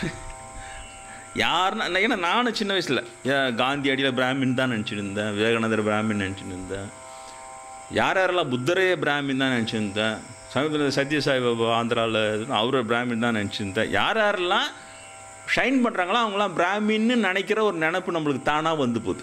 அப்போ சைக்காலஜிக்கலி நம்மளை இந்த நிலைமைக்கு தள்ளி வச்சுக்கிறாங்க. மனோதத்துவ ரீதியாக நம்ம அந்த இதுக்கு அவங்களுக்கு தெரியும் பிராமின் பிராமின் தண்ணி போய் சத்யசாய் பாபா பிராமின் தான் போகுதுன்னு உடனே அவன் இல்லை அவர் பிராமின் இல்லைன்னு சொல்லவே மாட்டான் அப்படின்ட்டு போய்டும். அதில் எந்த ஆன்சராக கண்டுபிடிக்க முடியாதுன்னு இப்படி அப்படின்ட்டு சரிடா உன்னோட இதுன்னா அந்த டாபிக் அழகாக அப்படியே க்ளோஸ் பண்ணிட்டு போக மாட்டேன். ஏன்னா நீ அந்த பிராமின் நான் நினைக்கிற நினைப்பு அவனுக்கு தெரியும், அது பிராமின் அவன் சொல்ல மாட்டேன். நீ அமாறுற வரைக்கும் ஏமாந்து அப்புறம் நீ யார் மூலம் தெரிஞ்சு நான் தப்பாக சொல்லிட்டேன்ப்பா, அவர் பிராமினப்பா தெரியுமா எனக்கு, அதனால் என்னடாப்பா சொல்லிட்டு போய்டும். சரியாக போச்சு. இது நடந்துன்னு இருக்குது. இது பார்க்குறதுக்கு ரொம்ப சின்ன விஷயம் மாதிரி இருக்குது. இப்போ நான் சொல்கிறத கேளுங்க. இப்போது குருநாதர் சொல்கிற அந்த வார்த்தை உண்மை தானே? அப்போது நம்முடைய ஆர்வமெல்லாம் பிராமினார் தான் அந்த இடத்துக்கு போக முடியுன்ற மாதிரி நம்ம இதுவாக பிராமினார் தான் நம்முடைய ஆர்வம் முளையிலே கிள்ளி எறியறதுக்கு இது கூட ஒரு காரணம் தானே. இப்போ அதையெல்லாம் உடைக்காமல் என்ன செய்கிறது? அதெல்லாம் ஒச்சி தூக்கி போட்டு மக்களுக்கு புரிய வச்சா அதுக்கு பிறகு புரிய வச்சுட்டோம் அப்புறம் ஆன்மீக நாட்டம் உங்களுக்கு வரணும். அது ரொம்ப பெரிய விஷயம் இல்லையா? அது உங்களுக்கு போகிறதுக்கு தடை இல்லாமல் இருந்ததுன்னா அப்போ விவேகானந்தரை போல் 100 கோடி மக்கள் 100 விவேகானந்தர் உருவாகிறதோட கொஞ்சம் எண்ணிக்கை தானே அது. 100 விவேகானந்தர் உருவாகலாமே. அந்த 100 விவேகானந்தருக்காக தான் இவ்வளோ வேலையை செய்கிறேன் நான். அந்த குறைந்தபட்சம் குருநாதர் சொல்கிறேன், நாம் வர்ணாசிரம தர்மத்தினால் நாம் உருவாகி இருக்க வேண்டிய பல 100 விவேகானந்தர் எழுந்து விட்டோம்னு சொன்னார் இல்லையா? அந்த வார்த்தைக்கு மட்டும்தான் நான் இதை செய்கிறேன். இது செய்து வைத்தால் புரிய பிறகு தான் அந்த மக்களுக்கு அடி மனசுலேயே பிராமணாக இருந்தால் தான் அவங்களுக்கு ஏன்னா எங்கெங்கிருந்து வரா, பாண்டியிலேருந்து இந்த பக்கம் வரா, அந்த பக்கம் சேலத்துலேருந்து வரா, எல்லா எழுதி என்கிட்ட வந்தோன்னு முதல்ல கேட்குறது, அது எப்படி சாமி ஒரு ஜாதிக்கு தான் கடவுள்னா அது எப்படி சாமி ஏற்றுக்கிறதுன்றான் அவனுங்களே. உங்களுக்கு யாருப்பா சொன்னது ஒரு ஜாதிக்கு தான் கடவுள்னு எப்படிப்பா சொல்லி? இல்லை சாமி அவர் தானே சாமி, ரியாலிட்டி எக்ஸிஸ்ட் ரியாலிட்டி அப்படி தான், அதானே சாமி, அவங்க தானே சாமி. எல்லாம் திருவண்ணாமலை நீங்கள் லட்சக்கணக்கில் க்யூ நின்னா கூட மூலஸ்தானத்தில் 4 பேர் நின்னா அந்த 4 பேர் பிராமின் மட்டும்தான் நிற்கிறாங்க. அப்போ அந்த லட்சக்கணக்கில் ஸ்டாம்ப்னா ஆகுது. நீ போய் வரும்போது பிராமின் தான் இங்கே இருக்க முடியும், பிராமின் தான் இங்கே இருக்கும். சைக்காலஜியில் அடிச்சு அனுப்புகிறானே. அதுதான் நான் இளைஞர் கேட்குறான் எப்படி சாமி இது ஏற்றுக்க முடியலான்றான். நீ ஏற்றுக்க வேணாம்ப்பா, அப்படி இல்லைப்பான்னா கூட அவனால் அது முடியல. இல்லை சாமி அப்படி தான் இருக்குது. நம்ம இந்த மதம்னா இவங்களுக்காக தான் அது. நம்ம மீதி பேரெல்லாம் அவங்களுக்கு பாதுகாப்பு கொடுக்கணும், அவங்க வியாபாரம் செஞ்சு அவங்களுக்கு டொனேஷன் கொடுக்கணும், போய் சாமி கும்பிட்டுக்கலாம், அவ்வளோதான். இப்படி தான் சொல்கிறான். ராமநாம பஜன் செய்கிறோம் சாமி, நாங்கள் இந்த மாதிரி சேர்ந்து ஒரு பெரிய குரூப்பில் சேர்ந்துருக்கிறேன். அப்படி இப்படின்னு ஒரு அன்பர் ஒரு சர்வேயர் வந்தார் இல்லையா, அவருடைய உறவினர்னு கூப்பிட்டு வந்தார் ஒரு இளைஞர். அவர் சொல்கிறார் ராமநாம பஜன். அப்புறம் அவர்கிட்ட கிட்ட ராமர் பிராமின் பிராமின் சாமி, ராமர் பிராமின் நினச்சிக்கின்னு ராமநாம பஜன் பண்ணுறான். ஏன்னா எல்லா ராமர் சிலையிலும் ஒரு பூணில் ஒன்று சுவைன்னு போட்டு இந்த சிலை செய்கிற ஆச்சாரிய ஜாதி வந்து அவங்க பூணூல் போடுறவங்க. அதனால் பார்த்தா அவங்க எல்லாத்துக்கும் பூணூல் அப்படி போட்டு வெள்ளையாக போட்டு விட்ரு. சரியாக போச்சு. உள்ளே நம்மளுக்கு கூட செஞ்சு வந்து கொடுத்தாங்க. இது அப்போ உள்ளே போய் நானே இப்போ தான் நோட் பண்ணுறேன். பார்த்தா ராமர் லட்சுமணன் எல்லாரும் பூணூல் போட்டுக்கிறாங்க. அதனால் அந்த ராமாயண சீரியல் எடுத்தவன் அது புத்திசாலித்தனமாக விட்டா பூணூல் போடாத. அப்போ கூட வேறு லோக்கல் ஒரியா அந்த பக்கம்லாம் அதுக்கப்புறம் நிறைய ராமாயணம் லோக்கல் ராமாயணம் நிறைய பேர் எடுத்தாங்க. எல்லாத்துலேயும் ராமர் பார்த்தா பூணூல் போட்டுன்னு சத்திரியம் எல்லோரும் பூணூல் போட்டுன்னு தான் இருப்போம். அந்த சீரியல்லாம் பார்த்தா இது எங்கே போகிறது என்ன ஒன்றும் புரிஞ்சிக்க முடியல. இது நம்ம ஒரு ஆளாக இருந்துக்கின்னு இதை போய் ஊழ்ந்தடிச்சு எல்லாருக்கும் போய் முட்டி மோதி புரிய வைக்கிறதுக்கும் நம்ம அதுக்குள்ளே இவங்கெல்லாம் சேர்ந்து நீ என்னதான் இருந்தாலும் இவ்வளோ கட்டம் ஒரு சாமியார் வந்து நீ இந்த மாதிரிலாம் போனால் இவங்களே நான் பிராமின் குரூப்பே அவங்க தான் நல்லவங்களாயிடுறாங்க. அப்போ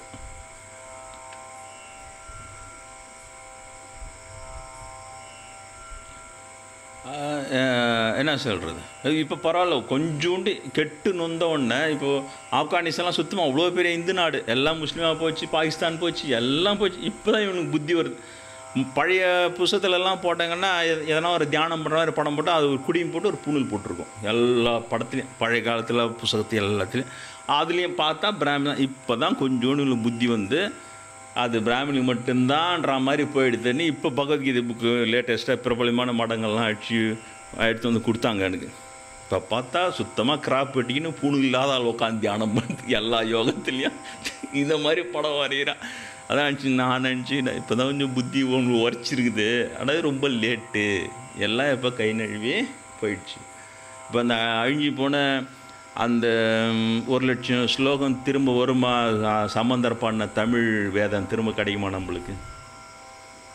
நானே இப்போ வந்து உட்கார்ந்தா கூட என்னால் திரும்ப அதை எழுதி கொண்டு வர முடியுமா? போனது தானே. அப்போவே புத்தி உஷாராக இருந்திருந்தால் அவங்க கையில் கொடுத்துருக்க வேணாம்ல. யார் எடுத்துவோம் கொடுத்தான்? இவங்க தான் பாடுபட்டு இந்த அழிகிற நிலை மூர்த்தி நான் கதை கட்டையெல்லாம் தெரிஞ்சிடும். அப்போ எந்த அளவுக்கு அழிவு நிலையில் சமயம் போயிருக்கு. அப்போ எப்படி சம்பந்தர் அப்புறம்லாம் வந்து எப்படி தூக்கி நிறுத்தினேன். பாடுபட்டு வந்தோடனே கப்புன்னு எல்லாத்தையும் போய் இவங்கள நம்பி திரும்பவும் பழைய மாதிரி இவங்க தான் வஸ்து ஜாதி, இவங்க தான் பூஜை அப்படின்னு தூக்கி மாங்கையில் கொடுத்தா நான் சுத்தமாக வாங்கி எல்லாத்தையும் வச்சிட்டேன். 1,00,000 பாடல்கள் வீணாயிடுச்சு. நம்ம சாமியிலே எழுதியிருக்கிற 50,000 பாடல் மேலே பாடினார் சம்பந்தர்னு சொல்லிட்டு. அது தமிழ் ஆராய்ச்சியாளர்கள் சொல்கிறாங்க 1,00,000 பாடல்கள் மேலே பாடி. இப்போ 1,00,000 பாடலும் அப்படியே வேதங்களை அப்படியே தமிழில் கொடுக்குது. அப்படியே அதுதான் ஒரிஜினல். வேதமே ஒரிஜினலே தமிழ் தான்ட்டு இப்போ இன்னொரு குரூப் அவங்க சொல்லின்னு வராங்க நெட்டில்.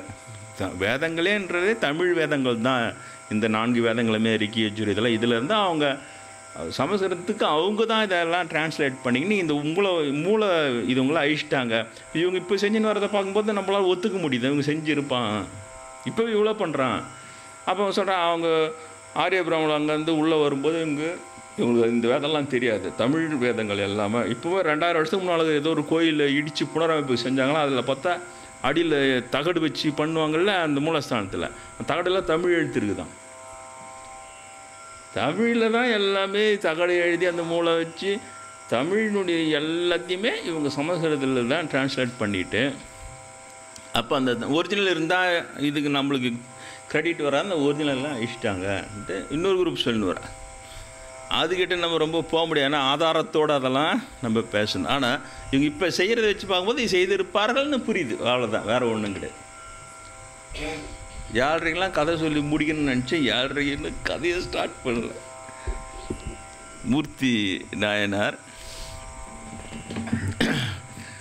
அவர் வந்து சந்தன தொண்டு அரைச்சி இறைவனுக்கு தொண்டு செய்கிறார். அப்போ அந்த கர்நாடக மன்னன் வந்து பாண்டிய மன்னனை ஜெயித்து அவன் ஆட்சி பிடித்துட்டு அவன் சமண மதத்தை சேர்ந்தவனாக இருக்க அவன் உடனே பார்க்குறான் மூர்த்தி நாயனாருடைய தொண்டினால்தான் மதுரையினுடைய சிறப்பு எல்லாருக்கும் சிறப்பாக இருக்குது. அதனால் இவருடைய தொண்டை கெடுத்துட்டா அவர் வேறு சந்தனம் மட்டும் அரைச்சி தான் எனக்கு இது பண்ணியிருப்பார்.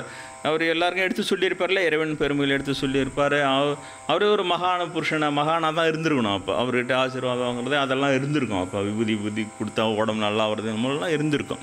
ஆனால் அந்த மூர்த்தி நாயனார் தான் மெயினாக இருக்கிறாருன்னு கண்டுபிடிச்சிட்டு அவருடைய தொண்டை கெடுத்துட்டா அந்த மதுரையினுடைய புகழ் வந்து மங்கிடும்னு அவன் கணக்கு போகிறான். இவர் தொண்டு செய்கிறது தினம் சந்தனம் அரைச்சி கொடுக்குற அந்த தொண்டு செட்டியார் தான் நினைக்கிறேன், அவர் வணிகர் குலம் தான் நினைக்கிறேன். அவர் வந்து அதனால் என்ன சொல்லிட்டான், அவருக்கு வந்து எங்கேயுமே யாருமே சந்தனக்கட்டை கொடுக்கக்கூடாது மூர்த்தி நாயனாருக்குன்னு சொல்லிவிட்டு அந்த கடைக்காரங்களாம் விற்கிறாங்க இல்லையா, அந்த கடைக்காரங்களுக்கெல்லாம் உத்தரவு போட்டுறான். அப்போ அவங்க மன்னனுக்கு தானே அவங்க பயப்படுவாங்க, ஏன்னா கடைக்கண்ணி நடத்தி ஆகணும், வியாபாரம் பண்ணி ஆகணும், மன்னன் எடுத்துன்னு செய்ய முடியாது. அதனால் மூர்த்தியார் அதுக்கப்புறம் போய் கடைங்களில் கேட்டால் எல்லோரும் சொல்லிடுறாங்க, இல்லை மூர்த்தியாரே உங்களுக்கு கொடுக்குறதா இல்லை, ஏன்னா மன்னன் கட்டளை உங்களுக்கு வந்து சந்தன கட்டை கொடுக்கக்கூடாதுன்னு சொல்லிட்டு கேட்க முடியாது. ஏன் எனக்கு கொடுக்கக்கூடாது, ஏன் இல்லையா? கிட்டத்தட்ட இப்போ இருக்கிற மாதிரியே தான் இந்த காலம் அப்படி தானே வந்து போச்சு. யார் ஆட்சி இருக்கிறாங்களோ அவங்களுக்கு பிடிக்காத நீ செய்ய முடியாது, பேர் மட்டும் சுதந்திர நாடாக இருக்கும், அதெல்லாம் அப்படி தான் அப்படின்ட்டோம். இப்போ தான் இல்லை, யார் எந்த ஆட்சி மாறினாலும் சரி எல்லாம் அந்த மாதிரி தான் போகிறேன். யாரும் ஒன்றும் மக்கள் அப்படியே சுதந்திரமாகவே விட்டு அவங்களுக்குரிய உரிமையிலெல்லாம் அவங்க அனுபவிக்கணும்னு விட்டு தோற்று போகிறதுக்கு யாரும் ரெடியாக அந்த மாதிரி இந்த ஆள் காமராஜரெல்லாம் தோற்றே போயிட்டான். அந்த மாதிரி யாருனா இருந்தால் அவங்களை ஜனங்களாம் சேர்ந்து தோக்கடிச்சு வீட்டுக்கு காமிச்சு, நீ லாய்க்கில்லை தோக்கடிச்சு வீட்டுக்கு காமிச்சுதா, சரி திரும்ப அரசியல்கிட்ட போய்ட்டு போகிறோம். அப்போ அந்த அவங்களாம் கொடுக்க மாட்டான். அப்போ இவர் வந்து தொண்டு செய்கிறவங்களும் தான் தெரியும், அந்த தொண்டு தடைப்பட்டால் அது அவ்வளோ பெரிய ஒரு வேதனையை கொடுக்கும், அவங்களால அதை தாங்கிக்க முடியாது, செத்தே போயிடலான்ற நிலைமைகள்லாம் கூட வந்துடுவாங்க.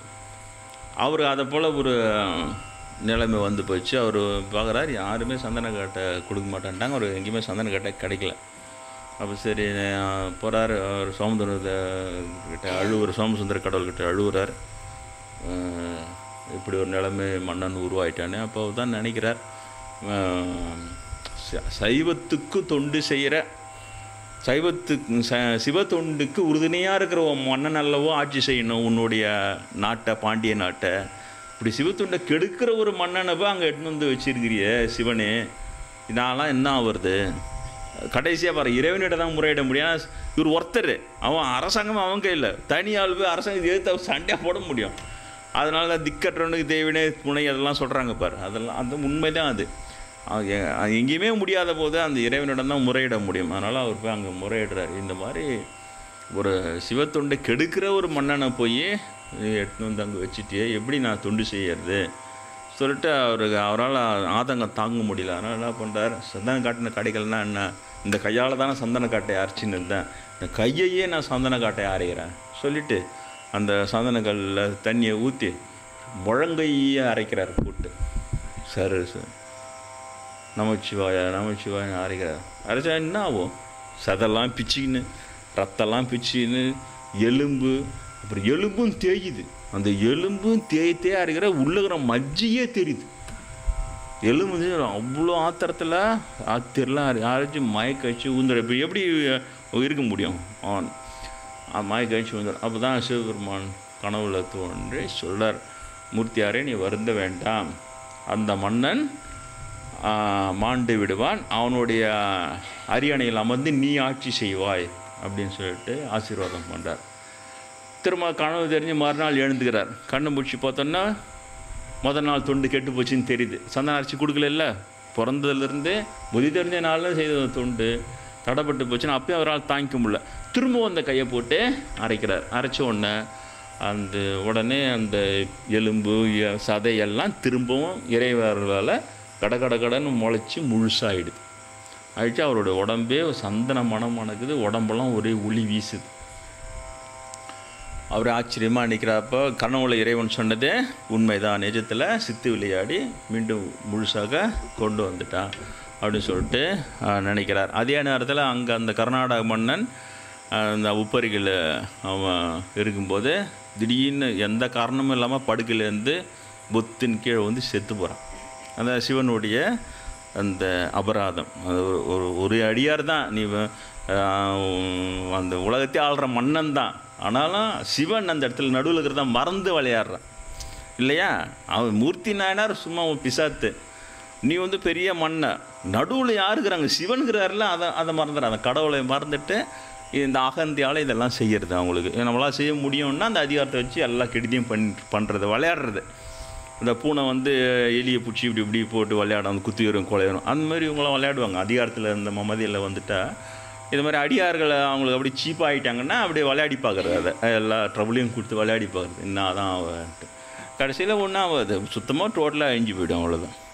அதே போல் அவன் ஊந்து செத்தே போயிட்டான். செத்துட்ட உடனே அவனுக்கு வந்து வாரிசு கிடையாது அந்த மன்னனுக்கு. அப்போ இந்த அமைச்சர்லாம் கூடி முடிவெடுக்கிற, இப்போ மன்னனுக்கு வாரிசு இல்லை, செத்து போயிட்டான், உடனடியாக மன்னன் அரியணையில் ஒரு மன்னன் இல்லாத நாடு இருக்கக்கூடாது, உடனடியாக மன்னனை தேர்ந்தெடுக்கணும், என்ன செய்யலான்னு பேசுகிறாங்க.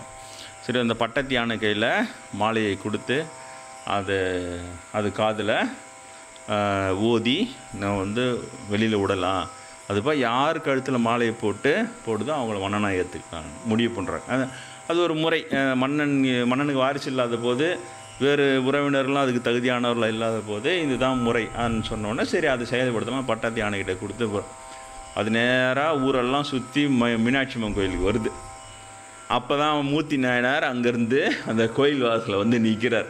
அவர் கோயில் வாசல் வந்து நிற்கவும், இந்த யானை அங்கே வந்து நிற்கவும், கரெக்டாக மூர்த்தி நாயனார் கழுத்தில் மாலையை போட்டு சிவபெருமான் சொன்ன மாதிரியே அவருடைய முன்னால் மண்டிட்டு வணங்கி வணக்கம் சொல்லுது. அப்போ எல்லாரும் மன்னன் கட்சிட்டார், மூர்த்தி நாயனார் நீங்கள் தான் அரசாளணுன்ற.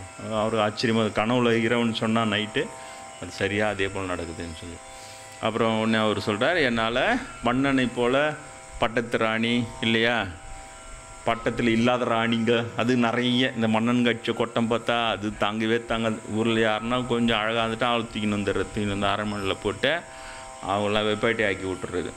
இவங்க கட்சி கொடை ஒரு மண் கூட காணும். இப்போ அவ்வளோ அநியாயம் பண்ணியிருந்தானு. கோயில் கட்டினா மட்டும் கோயில் கட்டினா மீதி பேரெல்லாம் இவங்க கட்சி இது கூத்து அது தனி அது. அப்புறம் பார்த்தா அப்புறம் தான் மூர்த்தி நான் சொன்னேன், என்னால் இந்த மன்னன்கள் மாதிரிலாம் ஒரு ராணி 9,000 வெப்பாட்டின்லாம் வாழ முடியாது. சடைமுடி இருக்கும், திருநூறு அணிவன், ருத்ராட்சம்,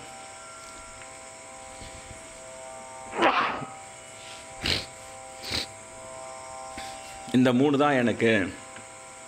சடைமுடி தான் எனக்கு, அந்த மகுடமே அதுதான் எனக்கு. திருமணம் செய்துக்க மாட்டேன் சொல்லிட்டேன். பட்டத்து ராணி கிடையாது. இதுக்கு நீங்கள் ஒத்துக்கினீங்கன்னா நான் அரசனாக வரேன். அவ்வளோ சரி சொல்லிட்டு, ஏன்னா பட்டத்து யானை தேர்ந்தெடுத்துக்குது, நீங்கள் உங்கள் விருப்பம் தான் இனிமேல் அரசனாக இருந்துட்டீங்கன்னு சரின்ட்டு அவருக்கு புரியுது. அந்த அரியணையில் போய் நம்ம உட்காந்தாதான் திரும்ப இந்த சிவ கோயில்களுக்கு இருக்கிற தடையெல்லாம் எடுத்துகிட்டு அந்த படிகளை எல்லாம் அமிச்சு திரும்ப சிவத்தொண்டு சிறக்க வைக்க முடியுன்றது புரிஞ்சுடுது. அதான் சிவன் கொடுத்த அருள். அதனால் இவர் திரும்பவும் ஆட்சி செய்கிறார்.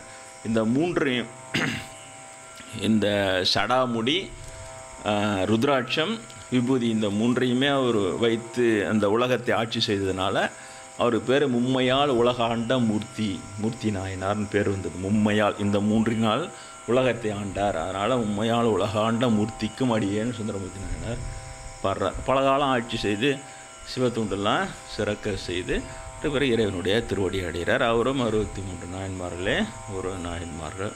இப்போ சொல்கிறேன், 4ஆம் இடம் இவ்வளோ கஷ்டப்பட்டார் இல்லையா, அந்த மூர்த்தி நாயனாருடைய சிலை அதே மதுரை கோயிலில் இருக்குது.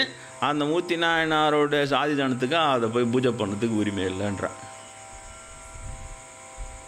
இது எப்படி ஏற்றுக்க முடியும்? சாதி தகுதியே இல்லை. அவரே அந்த ஜாதி, அவரே வந்து இந்த அளவு சிவனே கைலாயத்துக்கு கூட்டின்னு போயிட்டார், சிவனே இது கொடுத்து ஆட்சியர், அதை விட என்ன தகுதி வேணும்? திரும்பவும் இதே தான், ஒரு ஜாதி சூழ்ச்சிக்கு எல்லாரும் ஒத்துவுதுறானுங்க பாரு. அவனு தான் இன்னும் மோசமானவன். நான்பிராமின் குரூப்லேருந்து அதுக்கு ஆமான்றான் பாரு. அவன் தான் பெரிய தொல்லையாக வந்தான். அப்படிலாம் இல்லை, அதெல்லாம் இப்படி தான்ன்றது இவங்க அப்படியே போட்டு திணிக்கிறது. அதனால் குறைந்தபட்சம் அது உங்கள் தலைமுறையிலையாவது அதெல்லாம் இருக்கக்கூடாது. அந்த குறைந்தபட்சம் 63 நாள் விக்கிரகத்துக்காவது அனைத்து சாதி மக்களும் அவர்கள் விருப்பப்படி சென்று அவர்கள் பூஜை செய்வதற்கு அனுமதிக்க வேண்டும்.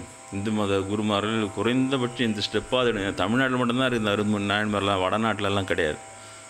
இது 63 நாயன்மார்கள் ஒவ்வொருத்தரும் பார்த்திங்கன்னா இது சாதாரண விஷயம் கிடையாது. கையே தேய சந்தன கடையில் அரைச்சி அந்த மண்ணெண்ணை எழுத்து நின்று இல்லையா.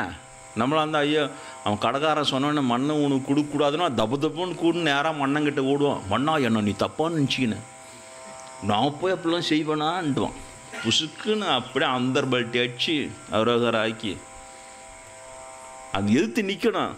மண்ணை இப்படி இது பண்ணானோன்னா சரி பார்த்துக்கலான்ட்டான்னு நிற்கணும். நின்று ஆனாலும் அந்த பக்தியினால் தாங்கிக்க முடியாமல் கையை போட்டு அரை. எவ்வளோ பெரிய விஷயம். அது நான் பிராமின், ஆனால் இவருக்கு தகுதி இல்லை, அவங்க ஜாதிக்கு அதெல்லாம் தகுதி இல்லைன்னா இது ரொம்ப பெரிய அநியாயம். இது கம்முடி எல்லாம் அளவு பண்ணிருக்கு தொட்டு அது எப்படி நம்ம ஏற்றுக்க முடியும் இல்லையா? அப்போ தான் புரியுது ஏன் இது 1000 ஆண்டுகளாக ஏன் பௌத்தமும் சமணமும் கோல் வச்சு இவங்களை ஏன் அமுக்கி வச்சுருந்ததுன்றது இப்போ தான் புரியுது. முதல்ல எனக்கு புரியாமல் இருந்து இப்போ கடவுள்லாம் வீக்கு என்னான்னு நினச்சினாலாம் இல்லை. இவங்க இந்த மாதிரியான ஒரு திரும்ப ஜாதி சட்டத்தை எடுத்துன்னு தகுதியுள்ள பக்தர்கள்லாம் ஓரங்கட்டி வெறுப்பேற்றி என்னென்னமோ பண்ணினே இருந்தோன்னா திரும்பவும் தண்டனையாக மாதிரி எல்லாம் அழிஞ்சு ஒழிஞ்சு இல்லையா? சிதம்பரம் நடராஜர் சிலையை தூக்கி போகிற புளிய மரத்து பொந்தில் போட்டு போயிட்டாங்க இல்லையா? பல 100 ஆண்டு காலம் கண்டது. அது பூஜை எல்லாம் தான் இருந்தது. இப்போ தான் 6 கால பூஜை பண்ணுறாங்களா? அப்போ என்ன பண்ணாங்க அந்த நடராஜர்? அதே நடராஜரையா அங்கே போய் ஒழிஞ்சா அவர் சக்தி இல்லாத நடராஜரை அவர் தான் எனக்கு பல விஷயத்தை காட்டினார். நடராஜர் தான், சிதம்பரம் நடராஜர் தான் பல உண்மைகள் எனக்கு காமிச்சார். ஆனாலும் போய் அவன் பல நூற்றாண்டுகளாக, ஒரு நாள் 2 நாள் இல்லை, பல நூற்றாண்டுகளாக புளியமர பொந்தில் இருந்து அப்புறம் திருச்சிற்றம்பலத்தில் போய் அந்த பிறகு எல்லாம் இளமையெல்லாம் மாறினதுக்கப்புறம் எறும்புங்கள் சாரியாக போய் பூஜை பண்ண போய் அது பார்த்து அதுக்கப்புறம் அங்கே இருக்குதுன்னு ஆசிரியர் சொல்லி அது அப்புறம் தானே எடுத்தாங்க அந்த நடராஜரை. அப்போ அவ்வளோ ஆண்டுகள் ஏன் நடராஜர் பூஜை இல்லாமல் அங்கே போகிற? இதுதான் அந்த உண்மையை சொல்லி விளக்கம் சொல்லும்போது அதை புரிந்து கொண்டு அதை செயல்படுத்திக்கிட்டே திரும்பவும் மொத்தமாக அடிக்கிறது, மொரட்டத்தனமாக அடிக்கிறது, திரும்பவும் அதிகாரம் அதெல்லாம் பயன்படுத்தி சூழ்ச்சியை பயன்படுத்தி திரும்ப ஒரு அமுக்கம்ங்கிறத அடுத்தவங்கள திரும்ப தான் ஜாதி தான் வசதியாக வரும்போது வேறு வழி கிடையாது. உடனே வெளியிலேருந்து அப்போ பௌத்தமும் சமணமும் ஆட்சி. அதுக்கப்புறம் இவங்களை ஒழிக்கிறதுக்கு இப்போ இஸ்லாமும் கிறிஸ்தவமும் அது வருது. இன்னும் புதுசாக என்ன வரும்னு தெரியாது. இப்போ பண்ணினுக்கிற கலாட்டாக்கு பார்த்தா சொல்ல முடியாது. அது வரக்கூடாதுன்றதாக இதெல்லாம் சொல்கிறோம். வரக்கூடாது அப்படின்னா நிறைய இந்த தவறுகள் ஜாதி என்பதே கிடையாது. அந்த பக்தியுள்ளவர்களை நல்லவர்களை ஒழுக்கமுள்ளவர்களை ஜாதி பார்க்காம பூஜை செய்வதற்கு அனுமதிக்க வேண்டும். அப்படி செய்தால் தொடர்ந்து இந்து மதமும் செழிக்கும், அதனுடைய உண்மை இன்னும் பரவும். இந்த போல் ஆப்கானிஸ்லாம் சுத்தமாக அழிஞ்சே போச்சு, இந்தியாவில் அழிஞ்சின்னு வருதுன்றது தான் உண்மை. இந்தியாவில் அழிந்து கொண்டு வருகிறது என்பது தான் ஒன்று என்னன்னு தெரியல. கேரளாலே போய் நீ ஒன்றும் ஃப்ரீயாக போயிட முடியும். நாங்கள் போய் ஐயப்பன் கோயிலுக்கு போயிட்டு வர வழியில் பிரதோஷம் வந்து போச்சு எனக்கு. அந்த நேரத்தில் போய் ஒரு ஆற்றுல குளிச்சுட்டு பூஜை பண்ணும்போது அது கம்ப்ளீட்டாக முஸ்லீம் ஏரியா. அது எங்களால் எங்கேயுமே உட்காரே உள்ள. இன்னும் அங்கே ஏற்கனவே கலவரம் ஆயிடுச்சான், இந்து முஸ்லீம் கலவரம் ஆயிடுச்சான் அந்த இடத்துல. நாங்கள் போய் தப்பு தானே விவரம் தெரியாமல் காரை நிறுத்திட்டு ஐயப்பா அந்தாப்பான்னு போய் குளிச்சு பண்ணால் நீங்கள் யார் சாமி என்ன இங்கே என்ன பண்ணுறேன், என்ன பூஜை பண்ணுறேன், என்ன எது பண்ணுறேன், எங்கே பார்த்தாலும் கேள்வி. ஒன்றுமே என்னடா இப்படி மாட்டிக்கணுமே. அதில் ஒரு முஸ்லீம் நடுத்தர வயது பெண்ணு அது எனக்கு இடம் காட்டுச்சு. அதுக்கப்புறம் அது குளிக்கிறதுக்கு அதில் ஒரு நல்ல உள்ளமாக இருக்கவே எங்குமே அந்த ஆற்றுல குளிக்க போனால் யார் வீட்டு தோட்டத்தெல்லாம் கிராஸ் பண்ணி தான் அங்கே போய் ஆகணும். அங்கே நாங்கள் நின்ன இடத்துல அவன் இவ்வளோதான் அடித்து உதச்சி தெருத்த போகிறான்றான். ஆமாம் ஒருத்தன் அங்கே ஆரம்பத்தில் இருக்குது. காரெல்லாம் அங்கேயே நிறுத்தி நான் மட்டும் நடந்து போனேன் தனியாக போய். நான் எங்கன்னா ஒரு இடத்துல இடங்க இருக்கும், இறங்கி போய் ஆற்றுல குளிச்சுட்டு பண்ணுவார். அப்புறம் ஒரு முஸ்லீம்கள் அவங்கள கேரளாலாம் ஏய்ன்னு தான் கூப்பிட்றாங்க. ஏய்ன்னு ஏய் அப்படின்ட்டு மலையாளத்துலேயே என்ன குளிக்க போறியா? நாம குளிக்கணும் நான். அப்புறம் அவங்க வீட்டு தோட்டத்தில் வழி காமிச்சு இப்படியே போனால் அந்த ஆற்றுக்கு போகலாம். போய் குளிச்சுட்டு ஒரு நாள் போய் குளிச்சுட்டு நடுவில் ஒரு பாறையில் உட்காந்து ப்ரேயர்லாம் முடிச்சுட்டு அப்படி வந்தேன். வரும்போது அப்புறம் அந்த மாதிரி கேட்டுது, என்ன எங்கே இருந்து வரீங்க, ஏன்னா ஏது சொல்லிவிட்டு மலைக்கு போயிட்டு வரோம் அப்படின்னு. அதுக்குள்ளே அந்த தெருவில் இருக்கிற முஸ்லீம்லாம் அப்புறம் நான் அந்த காருக்கு நடந்து வரதுங்காட்டியும் ஒருத்தராக சாமி என்ன பண்ணிச்சு அங்கே இவ்வளோ நேரம் உட்காந்து என்ன பண்ணிச்சு? ஒன்றும் இல்லைப்பா, நீ பிரதோஷம் 4:30 to 6 நான் தியானம் பண்ணணும். அந்த பாறையில் உட்காந்து சிவனை போதும். ஓ அப்படியா? இது என்ன அந்த முஸ்லீம் ஏரியாவில் மாட்டினோடனே இப்போவே இப்படி இருக்குது. நான் ஒரு இது இங்கே ஒரு அற்புதம்பாளத்தில் இதோ இந்த ஏரியாவில் எங்கேயுமே இந்த மாதிரி கேள்வியே இருக்காது. எங்கே பார்த்தாலும் சிவன் கோயில் இது. இன்றைக்கி பிரதோஷம் ஒரு சிவன் கோயிலுக்கு இது. எங்கே ஒரு மரத்தில் உட்காந்தா கூட இவ்வளோ கேள்வி இருக்காது, இவ்வளோ கெடுபிடிலாம் இருக்காது. இல்லையா? இந்து மெஜாரிட்டியாக இருக்கிற வரைக்கும் தான் நம்ம பூஜைகளே அதுக்காக தான் இவ்வளவும் சொல்கிறேன். இவ்வளோ வெறுப்பேற்றி திருத்தி அவங்களாம் பழைய இந்துக்கள் தானே, வெறுப்பேற்றி அவங்களெல்லாம் முஸ்லீமாக தள்ளி விட்டுன்னு இப்போ இவ்வளோ சிக்கலோடு தான் போயிட்டு வர வேண்டியதாகுது. நம்ம இன்னும் போகவும் மோசமாகிடும். இதை புரிஞ்சுக்கிறதே கிடையாது. அப்படியே மொரட்டுத்தனமாக அதெல்லாம் இல்லை, சனாதன தர்மம் அதெல்லாம் இல்லை, அப்படி தான் அதெல்லாம் இல்லை, இந்த ஜாதி தான் என்ன யார் நாங்களாம் அவஸ்தைப்படுறோம். அதுக்காக இவ்வளோ வாழ்வாழ்வான்னு கத்துறோம். ஒரு சுதந்திரமாக போய் வெளியில் போய் ஒரு மலை யாத்திரை போயிட்டு வரும்போதே டக்குன்னு வேறு மதத்தவங்க அதிகமாக இருக்கிற இடத்துல போயிட்டாலே நம்மளுக்கு இவ்வளோ சிக்கலாக இருக்குது. அப்போ நாடில் முக்கால்வாசி மாறிட்டா ஒன்றுமே செய்யவே முடியாது. இங்கேயும் வந்து நிறைய அவங்க மெஜாரிட்டியாக இருந்தால் இந்த இடத்துல வந்து என்ன நீ மீட்டிங் போடுற, என்ன இந்து மத சாமிங்களை நீ என்ன நீ பெருசாக பேசுகிற அப்படின்னால ஒன்றுமே செய்ய முடியாது. நம்ம வேறு மதத்தில் மெஜாரிட்டி ஆகிட்டா அப்போ எப்படி அதை தடுத்து நிறுத்துறது? இவங்க சொல்கிற மெத்தடு கிடையாது, ஓட்டை இவங்க சொல்கிற மெத்தடில் ஒழிஞ்சு போச்சு. ஆப்கானிஸ்தானில் இவங்க சொல்கிற மெத்தட் தான் இருந்தது, சுத்தம் ஒழிஞ்சு போச்சு. பாகிஸ்தானில் ஒழிஞ்சு போச்சு, பர்மாவில் ஒழிஞ்சு போச்சு, இலங்கையில் ஒழிஞ்சு போச்சு, பெரிய பெரிய நாடெலாம் அவுட்டு. இந்தியாவிலும் காலியாகினே வருது. அப்போ இப்போவும் அதே முரட்டுத்தனமாக பிடிவாதம் பிடிச்சின்னு இருந்தால் அதுக்கு தான் இவ்வளோ தண்ணி போட சொல்ல வேண்டியதாக இருக்குது, கத்த வேண்டியதாக இருக்குது. கொஞ்சமாவது இவங்களுக்கு வந்து கொஞ்சமாவது உரைக்கணும்.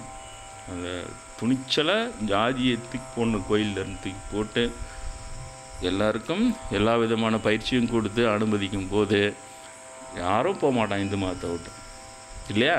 அவனும் ஆர்வம் இருக்கிறவன் அவன் பயிற்சி கொடுப்பான். தப்புள்ள இன்னும் ரெண்டு பிள்ளை அந்த ஒரு பிள்ளை பயிற்சி கொடுத்து ஒரு கோயிலில் நீ ஒரு அர்ச்சகரை பெருமையாக சொல்கிறோன்னா போய் நிறுத்துவாங்க. கோயில் அர்ச்சகர் வேலைக்காக பார்த்தா கொச்சன்னு இருக்கும், 50 பேர் 100 பேர் ரெடியாக இருப்பாங்க. ஏன் ஒரு பெருமையான விஷயம் அது. இந்து மதம் அப்போ தான் ஸ்ட்ராங் ஆகும், அப்போ தான் நிறையா இவங்க மெத்தட் அழிகிற மெத்தட், இவங்க பண்ணுற மெத்தட் ஜாதி முறை அழிவு முறை. ஏன்னா கடவுளுக்கு அதில் சம்மந்தம் கிடையாது, அதனால் கடவுள் ஒன்றும் காப்பாற்றவே மாட்டான். எவ்வளோ நிரூபிச்சுட்டா எவ்வளோ பண்ணிட்டான், அப்பவும் திருந்தாலும்னா அவன் பானும் போயின்னே தான் இருப்பான். அதனால் இவர்கள் திருந்தணும். அதுக்காக தான் நான் இவ்வளோ தூரம் சொல்லி வரேன். என்னால் முடிஞ்சது இவ்வளோ தான். அதுக்கு மேலே ஒன்று சொல்ல எண்ணெய் பிடிச்சி தொல்லை போனாங்களா என்ன பண்ணுறது, அப்புறம் நான் எண்ணெய் காப்பாற்றிக்கிறதுக்கு எனக்கு டைம் சரியாக இருக்கும், அதுக்கெல்லாம் போகிறது. அது ஏதோ கொஞ்சம் விட்டு வச்சுக்கிறானுங்க. அந்த கேப்பில் அவங்க நல்லதுக்குன்னு தான் சொல்கிறேன். அனைத்து ஜாதியர்ன்றதில் பிராமணர்லாம் அடங்கும் இல்லையா, அவங்களும் சேர்ந்துருவாங்க. ஆனால் பிராமணர் மட்டும்தான்றதில் பிற ஜாதிகள் சேராது. ரெண்டு வித்தியாசம் இருக்குது. அனைத்து ஜாதின்னு போது அவங்களும் அதில் இன்க்ளூடன், அதை அவங்க விரும்ப மாட்டுறாங்க. அவங்க தான் வசதியாக இருக்கணும் தானுக்கு மட்டுன்றாங்க அவங்க. அது ஒரு கப்பாத்திரன்னு பேர். அதுக்கு இன்னும் கொச்சையான பாஷையில் சொன்னால் கப்பாத்திரம்.